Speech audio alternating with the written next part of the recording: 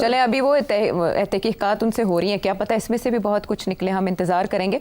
जल्दी अगर क्विकली हम ये उनके इंटरव्यू के बाकी मुंदरजात देखें तो ऑक्सफोर्ड यूनिवर्सिटी के वाइस चांसलर का इलेक्शन लड़ना चाहते हैं इमरान खान साहब। उससे पहले बाहर आर्टिकल्स भेज के उन्होंने हुकूमत की नाक में दम किए रखा। ये वाइस चांसलर क्यों बन रहे हैं? Brilliant strategy. For what? To keep in the limelight.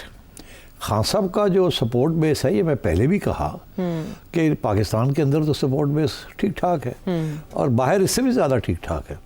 और वहाँ इनकी जो एहलिया एक्स एहलिया हैं उनके बहुत असर रसूख हैं, और उनका जो ब्रदर इन लॉ इनका जो है Goldsmith family, very solid, big supporters of Zionism and the Jewish lobby, and so therefore they've always supported Imran. And Imran, by the way, वो मेयर ऑफ लंदन कहते हैं ना, सादिक साहब कहते हैं कि इन्होंने मेरे खिलाफ, खान साहब ने कैंपेनिंग की थी सादिक के खिलाफ in favour of Jack Goldsmith. Jack, तो मतलब है कि इनका तो बड़ा क्लियर कट इंक्लिनेशन या प्रेफरेंसेस, या तुम जैसे कहती हो टिल्ट। आजकल टिल्ट शिल्ट कोई नहीं होता, कोई टिल्ट नहीं होता, डजन बेशर्मी के साथ लोग इधर भागते हैं, इधर रहते हैं, टिल्ट विल्ट कोई नहीं है, ये सारे ड्रामे हैं, यस और नो, ब्लैक एंड वाइट। अच्छा, अब I think it's brilliant because I tell you what will happen. अगर तो कोई रूल्स इनको रोकते नहीं हैं और ये इनको नॉमिनेशन इनकी एक्सेप्ट हो जाती है, तो then he will win the election. अच्छा, अगर if he wins the, because वो पीटीआई वाले बम्बार्ड कर देंगे ना, और they will just take over the whole thing. This will be a big coup, purely the propaganda side, कि जी उनको नॉमिनेट कर दिया गया अब, एंड बहुत बड़ी एजाज़ होगा अगर ये इनको इजाज़त दी जाए और ये बन भी जाते हैं इन एब्सेंशिया। So, मगर I doubt it. I think rules will stop this from happening. But अगर ये हो जाता है, it will be a very big issue. As Vice Chancellor बहुत उनको prominence मिलेगी और बहुत उनकी जो human rights and so on and so forth, it will be a coup. Highlight बहुत होगा ये कि प्रिजन से ऐसे किया गया। और जो लास्ट क्वेश्चन है वो है शेर अफजल मरवत साहब का यू टर्न, और आते साथ ये कहना कि अगर एक और 9 मई हुआ तो जिम्मेदारी मैं लूँगा। समझ नहीं आई मुझे। शेर अफजल मरवत साहब को तो आधी पीटीआई मानती नहीं है। अब वो चले गए हैं खान साहब के पास जी, और आके वो ये कह रहे हैं कि खान साहब ने मुझे ओके कर दिया, गले भी लगा लिया, और उन्होंने कहा मैं जिम्मेदारी लूंगा। खान से मशवरा किए बगैर मैं अगर कुछ ऐसा एहतजाज हुआ तो मैं गए मशवरे के लिए, आके कहा मैंने मशवरा नहीं किया और अब मैं ये करने जा रहा हूँ। मतलब ये है कि जो भी होएगा मैनू फाड़ लेना उन्होंने, और तो केस ना करना। तो अब मेरा ख्याल है इतनी वहाँ बगिंग शगिंग हुई है कि अगर इन्होंने कोई बातें भी की हैं, तो अब वो नहीं ना सुपरिटेंडेंट, वो नहीं अब सपोर्ट बेस रही जो उस वक्त थी। अब मुश्किल हो जाएगा इनको ऐसी बातें करना। पहले तो वी लॉगर्स बड़े मज़े ले रहे हैं, कह रहे हैं कि खान साहब को फ़ोन दे दिया गया था। अच्छा। और वो टॉयलेट में बैठ के लंबी लंबी बातें करते थे। किससे करते थे? सारे इंस्ट्रक्शन देते थे जिसको भी देते थे। अच्छा। कुछ लोग तो ये भी स्पेकुलेट कर रहे हैं कि ये लोग जो भाग रहे हैं अब हमाद अजहर जैसे, उनके साथ भी बातें होती होंगी, और अब वो रिकॉर्ड मिल गया होगा तो अब हमाद अजहर को भी कांपे टांग रही होंगी कि यार मैं भी फड़िया जाऊंगा ये। तो हो सकता है, I don't know, I am not making any. नहीं, वो वी लॉगर्स की बात कर रहे हैं, बड़ा इंटरेस्टिंग है वैसे ये पॉइंट। वी कह रहे हैं, बट एकदम हमाद अजहर का अनाउंस करना और उसके बाद एक और भी 2-3 लोग, हालांकि ठहरा जा सकता था। बिल्कुल, इसमें क्या, what was the big deal? तो कुछ ना कुछ तो इसमें दाल में काला होगा ना। तो मेरा ख्याल है ये वो उसी किस्म की सिचुएशन हो रही है कि बहुत से लोग जब पकड़ दकड़ शुरू हुई तो बहुत से लोगों ने कहा जी हम छोड़ रहे हैं पार्टी। बड़े नाम है ना, जो फवाद चौधरी से लेके और भी बड़े नाम, जैदी साहब हैं, एक्स गवर्नर सिंध हैं, so on and so fourth, सब भाग गए। मगर एक्चुअली दिलों में नहीं भागे वो सिर्फ बचने के लिए उन्होंने ये बयानबाजी कर दी। कल को खान साहब फिर कहीं ना कहीं नज़र आते हैं बाहर, तो ये सारे लपक के पहुंच जाएंगे और कहेंगे साढ़े ऐ सानू लित्र लाया तो असी की करते, असी तो तोड़े हैं मजबूर सी। हाँ, असी मजबूर सा। तो ये लाइन चलेगी। तो अभी तो फवाद चौधरी तो लगा हुआ है कोशिश करने, जैसे उन्होंने मरवत को कह दिया ओके, वो मेरा ख्याल है फवाद भी पहुँच जाएगा, और पहुँच जाएगा जिस दिन वो पहुँचा बाहर आके कहेगा सब ठीक है, मैं और कारकुन है वो है। तो पता नहीं, कुछ व्लॉगर्स तो कह रहे हैं हुण गल्लां नहीं रही नहीं, वो गल्लां नहीं रही, पर चौधरी अंडर एस्टिमेट ना करो फवाद। अच्छा, ओहो, फवाद जैसा चलाको मासी है कोई नहीं। और उसने जाके खान दे उत्ते भी जादू करना है, उन्हें कुछ मनु गालां कढ़नियां ने, किते होर लोगों नूं गालां कढ़नियां ने। खान बड़ा खुश हो जाएगा। अच्छा। हाँ, ਉਹਦੇ ਬਾਅਦ ਖਾਨ ਕਹੇਗਾ ਅੱਛਾ ਜਾ ਕੋਈ ਗੱਲ ਨਹੀਂ अच्छा। ਉਹਨੇ ਬਾਹਰ ਆ ਕੇ ਉਹਨੇ ਫਿਰ ਸਭ ਨੂੰ ਤਿੱਤਰ ਬਿੱਤਰ ਕਰ ਦੇਣਾ, ਉਹਨੇ ਹਰ ਰੋਜ਼ ਮੀਡੀਆ ਤੇ ਹੋਣਾ। ਇਹ ਸਾਰੇ ਜਿਹੜੇ ਮੀਡੀਆ ਤੇ ਵਿਚਾਰੇ ਆ ਰਹੇ ਨੇ ਫਾਰਗ ਹੋ ਜਾਣਗੇ। फौज चोरी लगे हुए बोलते तो वो बहुत अच्छे हैं, गुफ्तगू के तो माहिर हैं। हाँ, तो ये है ड्रामा। मुझे नहीं पता था वैसे वो जर्नलिस्ट के तौर पे उनको देखा है वकील की, मुझे नहीं पता था उनको कोई जादू भी आता है। जादू वादू कोई नहीं, जादूगरियां। जुबान, अच्छा अच्छा जुबान चलती है। अच्छा, और जादू करती है और जादू माहिर हैं एक चीज के जिसका नाम मैं नहीं ले सकता। चले ये छोड़े जाते हैं अपनी ऑडियंस। याद किया इमरान खान साहब को, तो इमरान खान साहब को 4 साजिशें याद आ रही हैं। अच्छा जी, सिर्फ 4 कम है, सिर्फ 4 तादाद कम होती है सेठी साहब। खान साहब एक साजिश मार देती है। खान साहब हर रोज एक नई साजिश की बात करते हैं, तो खान साहब के लिए तो 4 is neither here nor there। चले एनीवे, एक आदमी लेटेस्ट जो है, हाँ, एक आदमी उसके खिलाफ 4 साजिशें गिरा नहीं सके। मेरा ख्याल है मैं एक एक करके आपको बताती हूँ साजिशें क्या थी, ताकि हम जान सकें कि वो क्यों की गई, किस तरह की गई। आज उन्होंने सहाफ़ियों से गुफ्तगू की है फैज़ हमीद साहब की गिरफ्तारी के बाद गुफ्तगू है, जिसमें उनका कहना था कि मैं घबराया नहीं हूँ बिल्कुल।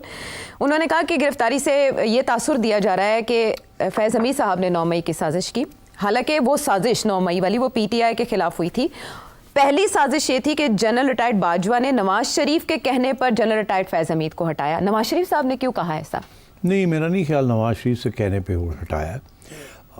उस वक्त तो ये बात चल रही थी ना, मैंने कल के प्रोग्राम में भी जिक्र किया कि इमरान खान साहब नहीं चाहते थे कि ये जाएं कोर में, वो चाहते थे ये DGI रहें। उन्होंने खुद एडमिट किया था, बहुत बार इंटरव्यूज में कहा जरूरत थी अफगानिस्तान की सिचुएशन के पेश, और भी सिर्फ अफगानिस्तान नहीं, अपने आप को तकड़ा करने सामने अफगानिस्तान था। हाँ, तो खैर वो तो मैसअप हो गया ना, वो चंगा अगे रखे ऐसे टोटली हमारे गले पड़ गया वो फैज साहब की जो अफगान पॉलिसी थी। बाकी अब आइए कि जी नवाज शरीफ ने इनको कहा, उस वक़्त आपको पता है कि जो प्रिवेलिंग परसेप्शन था वो यही था कि प्लान ये है कि फैज़ और इमरान खान मिल के ये 10 साल बैठेंगे, और इसलिए फैज़ का आर्मी चीफ बनना बहुत ज़रूरी है। ठीक, ये सिर्फ नवाज शरीफ की बात नहीं थी, ये तो सब हर तजियाकार भी यही कह रहा था कि वहाँ प्लानिंग यही हो रही है जी। तो इसलिए उस वक़्त बाजवा साहब ने जब इनको कहा कि आप चले जाएं कोर में, तो मेरा ख्याल है वो 2 चीज़ें देख रहे थे। एक ये कि ये जो तनकीद हो रही थी अपोजिशन की तरफ से कि ये रिगिंग कर रहे हैं, हर चीज़ को ये फैज़ चला रहा है और ये हो रहा है और वो हो रहा है, थोड़ा सा इनको डिस्टेंस किया जाए। और दूसरा ये भी था कि अगर फैज़ ने आर्मी चीफ बनना है तो ये ना हो कि फ़ौज के अंदर कोई डिसएग्रीमेंट हो जाए कि एक बंदा है उसने कभी कोर कमांड नहीं की तो उसको आप आर्मी चीफ बना रहे हैं। क्योंकि पहले भी ऐसे हुआ था कि एक आध दफ़ा किसी को बना दिया गया था जिसने कभी कोर नहीं कमांड की थी, तो वो फिर मसला बन जाता है। अच्छा। तो army chief is always somebody who had to have commanded a corps. तो इन्होंने इस वक्त ये प्रपोज़ल, फिर इसीलिए ये इमरान खान ने और फैज़ ने मिलकर ये प्रपोज़ल बनाई थी कि ISI को कोर का हैसियत दे दी जाए। याद है कल जो मैंने आपने वो सारी बात बताई जिस पे वो ऑफेंड हो गए थे, इसमें सारी फौज की जो हायरार्की है वो ऑफेंड हो गए थे और बिल्कुल शूट डाउन कर दिया। बाजवा ने कुछ नहीं कहा, वो सारे जो कोर कमांडर्स बैठे हुए हैं सवाल ही पैदा नहीं होता, तो इसलिए फिर उनको शिफ्ट करना पड़ा। अच्छा। ये नवाज शरीफ के कहने के ऊपर नहीं हुआ, ये जिस किस्म की जो पॉलिसीज बन रही थी उस वक्त, उसके अंदर फौज के अंदर ये बहुत बड़ी मदाखलत समझी गई और एक शख्स के लिए, क्योंकि बाजवा को तो मिल गई थी अपनी एक्सटेंशन, उसको तो अब कोई वेस्टेड इंटरेस्ट नहीं था। उसका तो वेस्टेड इंटरेस्ट यही था कि अब कोई ऐसी चीज़ ना मैं करूं जिसके साथ मेरी लेगेसी इन दी आर्मी ठीक ना हो या आर्मी के अंदर कोई बदनवी हो जाए या कोई इश्यूज बन जाए। So that's why he went sent Faiz to Peshawar and then of course there was the whole issue of Afghanistan and so on. तो ये I don't agree with this कि नवाज शरीफ के कहने के ऊपर ये हुआ। देखिए, वोट ऑफ नो कॉन्फिडेंस अप्रैल में आया, मार्च में शुरू हो गया, साइफर आया और अप्रैल में वोट ऑफ नो कॉन्फिडेंस। तो ये शुरू नवंबर में हुआ था जब वो कोर में चले गए थे। तो अगर ये बाजवा की साजिश होती नवाज शरीफ के साथ तो नवंबर में वो वहाँ गए तो दिसंबर तक वोट ऑफ नो कॉन्फिडेंस आ जाता था। क्यों नहीं आया? क्यों? और इनको 5 महीने लगे from the date of transfer of Faiz to corps, 5 महीने लगे इनको, भाग दौड़ इधर उधर। तो ये इतनी आसान नहीं है ये कहना, ये इल्ज़ाम लगाना ठीक है मगर प्रोपेगेंडा के लिए, but this is not correct. उसको साबित नहीं किया जा सकता हक़ाइक़ की बुनियाद पे। दूसरी साजिश, हुसैन हक्कानी साहब को $35,000 जनरल रिटायर्ड बाजवा ने दिए लॉबिंग के लिए और हायर किया जिसके बाद डोनाल्ड लू साहब के वो सारे मामलात हुए और इमरान खान साहब की हुकूमत गिरा दी गई। $35,000 ਨਾਲ ਤੁਸੀਂ ਅਮਰੀਕਾ ਦਾ ਡੋਨਲਡ ਨੂੰ ਜਿੱਤ ਲਿਆ ਤੁਸੀਂ give me a break यार। हायर किया गया ना लॉबिंग के लिए। फिगर्स अगर आप देखें कि जो लॉबिंग के लिए फर्म्स जो हैं अमेरिकन फर्म्स कितने कितने पैसे दिए जाते हैं जी, कितने कितने, और पीटीआई ने कितने पैसे इकट्ठे करके लॉबिंग की ना जी। तो क्या इमरान खान को रिहा कर लिया? क्या अमेरिकन गवर्नमेंट पॉलिसी चेंज करवा ली उन्होंने? नहीं, ऐसे नहीं होता। एक तो मुझे नहीं पता कि हुसैन हक्कानी को $35,000 दिए या नहीं दिए, पता नहीं। खान साहब के अगर दिए हैं तो कोई एविडेंस दें। दूसरी बात ये है कि आज तक मैंने ये बात नहीं सुनी थी कि हक्कानी को $35,000 मिले हैं। अगर मिले होते तो Haqqani would have declared it ना। तो डिक्लेयर करना पड़ता है पैसा कहाँ से आया कहाँ नहीं आया। वो ऐसे नहीं होता कच्चे ले लो तो कच्चे कम कर जाओ। अमेरिका में ऐसा नहीं होता। तो इसलिए कोई एविडेंस नहीं है इसकी कि इसको पैसे दिए और इसने पैसे लिए। और अगर ऐसे हुआ भी, सीक्रेट फंड से भी अगर हुआ, तो फैक्ट इज कि एक बंदा हुसैन हक्कानी जो कि अब अमेरिका में भी नहीं है, वो दुबई में आके बैठी, अबू धाबी में आके बैठा हुआ है ना थिंक टैंक, 1.5 साल से ज़्यादा हो गया, 2 साल हो गए। क्या वो यहाँ से बैठ के अमेरिकन फॉरेन पॉलिसी को इन्फ्लुएंस कर सकता था? नो। अगर वो इन्फ्लुएंस कर सकता तो जब वो एम्बेसडर था टू द यूनाइटेड स्टेट्स तो मेमोगेट हुआ था, और उस वक्त इल्ज़ाम ये लगा था कि ये ट्राई कर रहा था कि अमेरिकन फॉरेन पॉलिसी इस्टेब्लिशमेंट को कहा जाए कि पाकिस्तान की अफवाज जो है उन्होंने छुपाया हुआ था उसामा बिन लादेन को। तो वो उस वक्त नहीं कामयाब हुआ जब वो एम्बेसडर था, और हाँ तो हर सारे के साथ उसके कॉन्टैक्ट्स थे, और वो फिर साजिश जो इल्ज़ाम लगा था वो भी प्रूव नहीं हो सका। और यही हमारे आज के चीफ जस्टिस साहब इन्वेस्टिगेट कर रहे थे उस वक्त मेमोगेट, वो भी नहीं कुछ कर सके।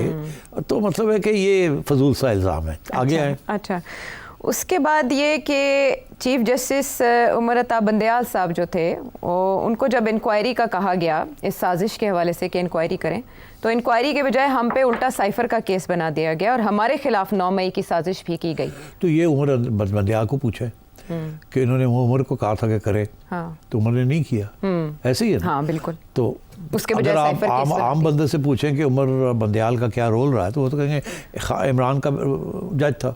ऐसे ही कहते हैं ना, टिल्ट था उनका। टिल्ट ये नून लीग कहती है। टिल्ट नहीं, नून लीग नहीं, आम हर बंदा ही कहता है। जैसे आजकल इल्ज़ाम हमारे चीफ जस्टिस पे लग रहा है। हाँ, वो तो पीटीआई चली गई। ये देखे ना, इनमें वजन होता है इन चीज़ों में। तो अब बात ये है कि वो अगर कोई तकलीफ है खान साहब को तो बंदयाल साहब को कहे, और यार तू चंगा भला तो क्या भी तू नहीं कीता।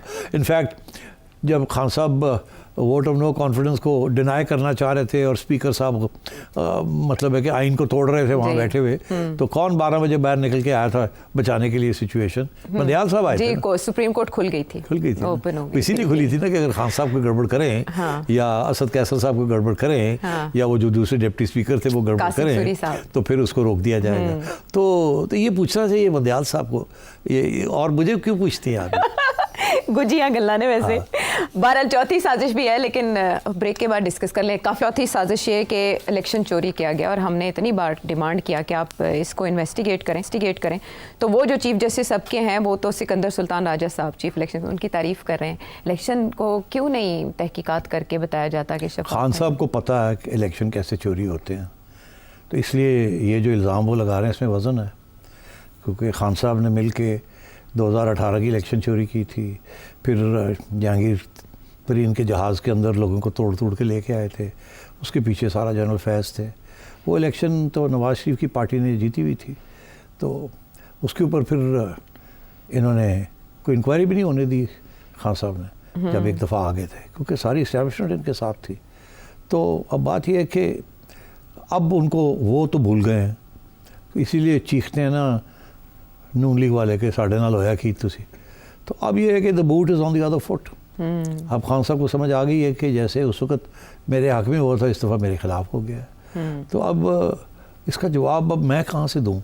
इसका जवाब उनको पता है कि जवाब क्या है। 4 साल उन्होंने एक रिग्ड इलेक्शन के बेसिस के ऊपर हुक्मरानी की, अब ये 2-3 साल ये लगा लेंगे।